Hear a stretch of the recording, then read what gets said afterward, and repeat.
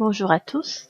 À l'approche du mois de Ramadan, je vous présente la soupe traditionnelle marocaine, la harira, qu'on sert habituellement lors de la rupture du jeûne. C'est une très bonne soupe, riche et nutritive de par ses ingrédients. Donc on va passer tout de suite pour voir la préparation en vidéo.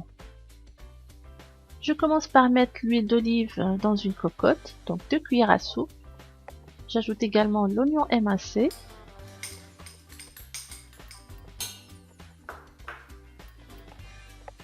Vous mettez la viande en cubes, donc vous pouvez utiliser la viande que vous voulez, bœuf, agneau ou veau. J'ajoute aussi un petit bouquet de persil ciselé, ainsi que du céleri. J'ai pris des branches de céleri sans les feuilles que j'ai coupées finement. Et là, je vais ajouter les lentilles. Alors, si vous utilisez des pois chiches secs, c'est à ce moment-là qu'il faudra les mettre. Moi, pour cette fois, je vais utiliser les pois chiches en conserve, donc ça sera vers la fin. J'ajoute la sauce tomate mélangée avec une cuillère à soupe de concentré de tomate. Et là, j'ai ajouté un petit peu de beurre rance. J'aime bien son goût. Donc c'est assez fort celui que j'ai, donc j'utilise juste un tout petit peu. Alors les épices, curcuma, gingembre, poivre et sel.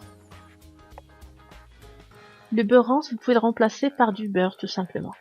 Ou ne pas l'utiliser. Donc je vais mouiller tout ça, je vais mettre une bonne quantité d'eau, 2 litres. Après on va couvrir et laisser cuire la viande avec les lentilles.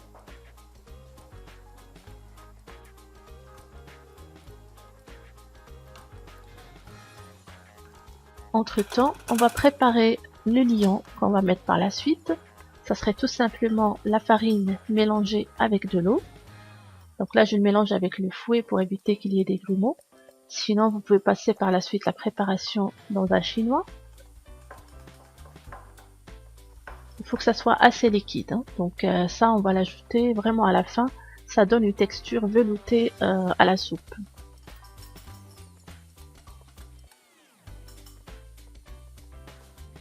Les lentilles sont tendres. J'ajoute donc une petite poignée de riz rond que je peux remplacer par de la vermicelle. Je mets également les pois chiches en boîte qui sont pré-cuites et je vais laisser cuire quelques minutes pour ajouter à la fin notre préparation à base de farine pour lier la soupe. Il faut l'ajouter peu à peu tout en remuant jusqu'à ce qu'on ait la consistance qu'on veut. Alors plus vous en ajoutez, plus la soupe sera épaisse. Donc tout ça sur feu moyen en remuant pour éviter que la farine ne colle au fond. Donc dès que vous voyez qu'il n'y a plus d'écume qui monte en surface, ça veut dire que la farine est cuite. Et donc la soupe est prête.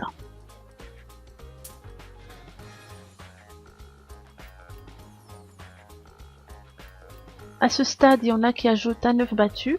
Moi, je trouve que la soupe est assez riche comme ça. Donc, je vais juste ajouter, avant de retirer la soupe du feu, une poignée de coriandre fraîche ciselée. Donc ça, c'est vraiment vers la fin. Comme ça laisse du goût. Et selon le goût de chacun, vous pouvez aussi ajouter un petit peu de jus de citron. Moi j'aime bien parce que ça fait ressortir l'acidité de la tomate.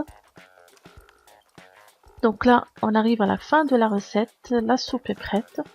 Donc vous voyez, la texture est bien veloutée, mais c'est pas très lourd, c'est pas trop épais. Il me reste donc qu'à servir ma soupe bien chaude pour pouvoir la déguster.